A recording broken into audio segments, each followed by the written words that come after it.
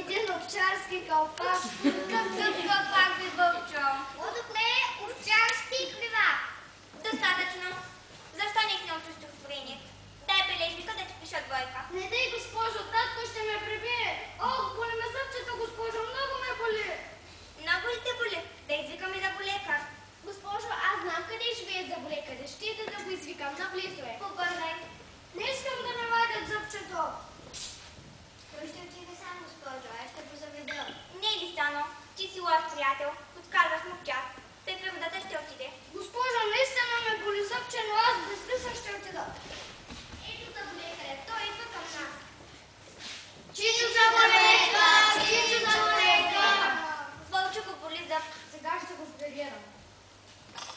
Вълчо, ела насам. Аз, то малко ми премина.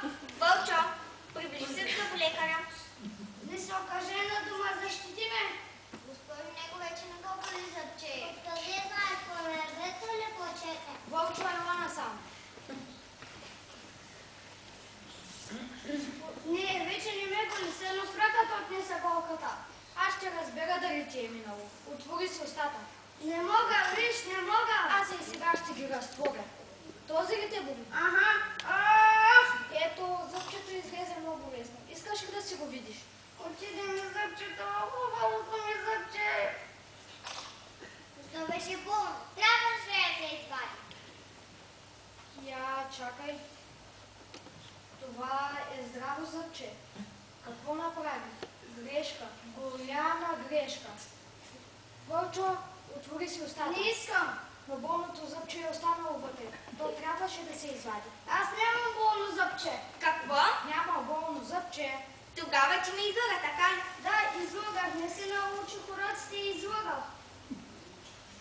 Вълчо, защо признаваш? Мълчи, ще ти откъсна опашката. Листано, я излез. Какво каза на Вълчо? Каза, но как може да излезеш така, Вълчо? Не е вярно, госпожо. Аз я чух. Тя каза, Гупчо, защо признаваш? Тя учи на такива лъжи, госпожо. А ти откъде знаеш? Знаех, преди малко каза, че дъската била надраска. А кой е надгаска? Вълчо. Ех, Вълчо, вижте какъв си голям, а какви неща вършиш.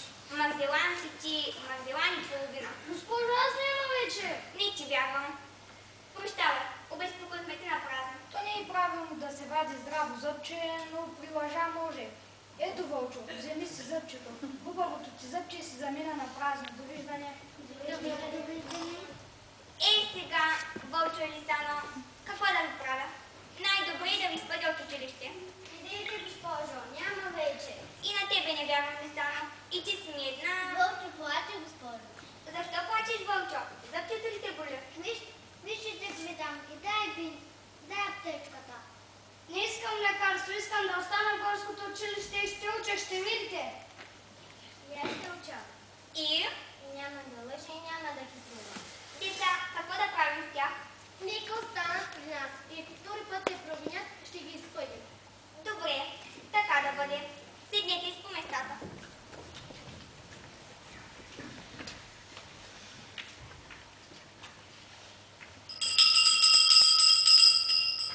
Какво, Зайко? Дойде ли време за почивка? Дойде, а вие какво ще кажете на децата в салона? Деца, при нас има ли мързелани и подсказачи? Не, вече няма. Да, при нас вече няма. А при вас? Не, при нас. И все пак не забравяйте случката в горското училище. Това беше нашата пиеска. Тя свърши на полуката остана. Хубаво е тук при нас в горската дъбрава. Зеленее всеки храст, птица се надпява. И звучи говори и цветя окая.